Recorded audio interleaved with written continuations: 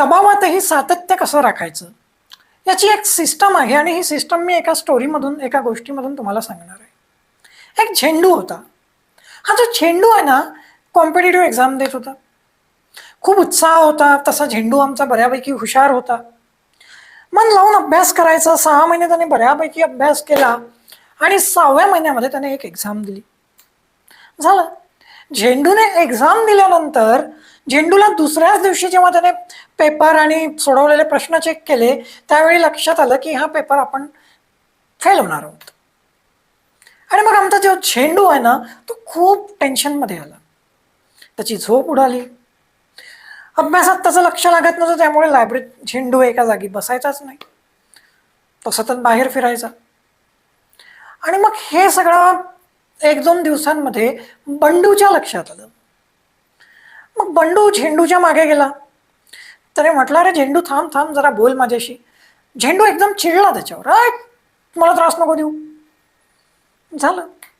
शेवटी जबरदस्ती बंडूने झेंडूला कॅन्टीनमध्ये नेलं आणि तो म्हणाला, काय झालं?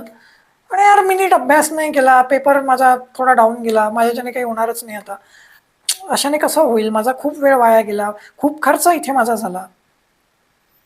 आणि त्याच्यावर बंडू झेंडूला म्हणाला की सगळ्यात पहिले तू स्वतःला दोष देणं बंद कर. कारण या दोष देण्याच्या प्रक्रियेमधून काय होणार आहे की त्या प्रक्रियेमधून तुझा कॉन्फिडन्स जो आहे तो आणखीन कमी होत जाणार आहे आणि त्यामुळे तुझं स्वतःवरचं जे नियंत्रण आहे ते आणखीन सुटत जाणार आहे. झेंडू चिडला. झेंडू म्हणे, अरे हो, पण मला काही जबाबदारी नावाची गोष्ट आहे की नाही? जर मी माझ्या चुका दुर्लक्षित केला तर मी प्रगती कशी करेल, यातून सावरेल कसा? बंडू म्हणाला की तू स्वतःच्या चुका काढतो आहेस की तू स्वतःला दोष देतो आहेस? तू स्वतःच्या चुका काढतो आहेस की त्या चुका काढून काढून वाढवतो आहेस? या चुका काढण्याच्या प्रक्रियेमध्ये तू इम्पल्सिव्ह आहेस की तू कंट्रोलमध्ये आहेस? कारण चुका काढायला तुला 1 दिवस लागायला पाहिजे, ठीक आहे, समजू शकतो. जर तुझे 3-4 दिवस फक्त या चुकांमुळे फ्रस्ट्रेट होण्यात जात असतील तर तू स्वतःच्या चुका काढतो आहे की तू फक्त इम्पल्सिव्हली मनातल्या मनात रिॲक्ट करतो आहे? आणि या सगळ्या प्रक्रियेमध्ये तू काय करतो आहेस तर स्वतःच खच्चीकरण करतो आहे. हे पहिले थांबव. जर तुला वाटत असेल तुझं काही चुकलं आहे तर ते एका पेजवर धडधड धडधड लिहून काढ आणि त्याच्यानंतर त्याच्यावर तुला काय सोल्युशन वाटते ते सोल्युशन लिहून काढ आणि फक्त त्या सोल्युशनचा फक्त विचार कर आणि हे जे तू बाकी प्रॉब्लेम्स लिहिलेले आहेत, तुझे दोष लिहिले आहेत, हे विसरून जा and just focus on the solution. सतत अँक्शियस होऊ नको.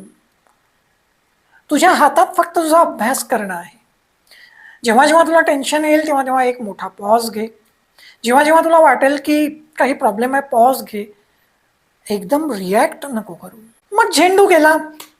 झेंडू छानपैकी नंतर अभ्यास करायला लागला. पुन्हा तो थोडा ताळ्यावर आला. पण पुन्हा त्याच्यातली जी एन्झायटी आहे ती एन्झायटी डोकं वर काढायची. पुष्कळदा आपल्याला जमेल का हा प्रश्न त्याच्या मनात तयार व्हायचा. मग पुन्हा बंडू त्याला भेटला आणि बंडूने त्याला सांगितलं की हे बघ, रिझल्टला ध्येय न बनवता तू तुझ्या अभ्यासालाच ध्येय बनवून टाक. म्हणजे रिझल्टची जी चिंता आहे ती तुला उरणार नाही.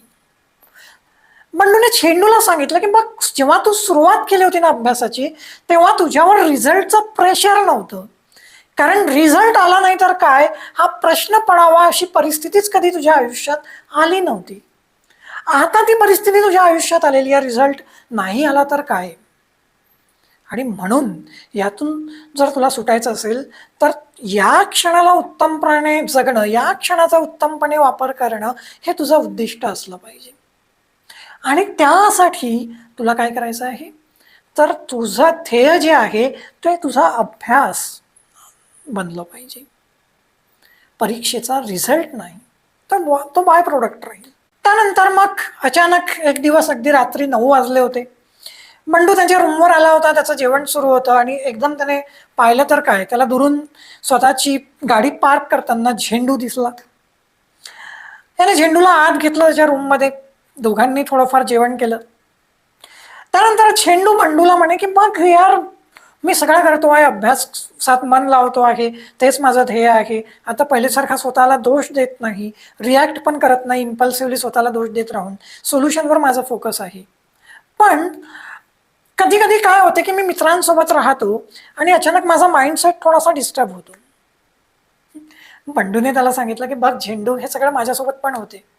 माझा पण माइंडसेट जो आहे ना, तो थोडासा डिस्टर्ब होत असतो. मग अशा वेळी काय करायचं? तर बंडूने झेंडूला सांगितलं की स्वतःवर कोणते प्रभाव पडत आहे याचं निरीक्षण करायचं. आपलं जे लाईफ आहे ते एकदम स्लो डाऊन करायचं. आपल्या ज्या ॲक्टिव्हिटीज आहेत त्या एकदम स्लो डाऊन करायच्या. स्वतःचा आतला आवाज ऐकत राहायचा, स्वतःचं निरीक्षण करत राहायचं आणि त्यानंतर आपल्याला काय करायचं आहे याची उत्तरं आपल्याला आपोआप भेटत जातात. तर आता झेंडूने स्वतःला दोष देणं बंद केलं, इम्पल्सिव्हली विचार करणं, इम्पल्सिव्हली रिॲक्ट होणं बंद केलं. तो पॉज घ्यायचा, शांततेने विचार करायचा. ध्येयापेक्षा त्याला त्याचा अभ्यास पूर्ण करणं, अभ्यासच त्याचा एक ध्येय बनणं, अभ्यासाशी तो समरूप होणं महत्त्वाचं वाटायला लागलं आणि तो त्या प्रक्रियेशी, अभ्यासाशी समरूप व्हायला लागला.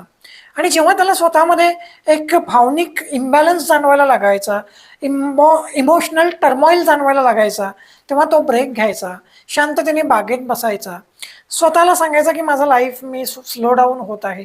स्वतःचा श्वास, हालचाल सगळ्या स्लो करायच्या, स्वतःचा आवाज ऐकायचा, तो काय बोलतो आहे, त्याच्यावर कोणत्या गोष्टींचा प्रभाव पडतो आहे हे त्याचंच त्याला जाणवायला लागायचं आणि मग त्यावरचे उपायसुद्धा त्याला सापडायचे. आणि त्यामुळे झेंडू बऱ्यापैकी आधीपेक्षा कन्सिस्टंट व्हायचा. थोडाफार एखाद्या वेळेस अडथळा यायचा त्याच्या कन्सिस्टन्सीत, पण तो पटकन सांभाळायचा स्वतःला ही सिस्टीम वापरून. सध्या मी इथेच थांबतो. तुम्हाला या झेंडू आणि बंडूबद्दल काय वाटते हे कृपया कॉमेंटमध्ये लिहा.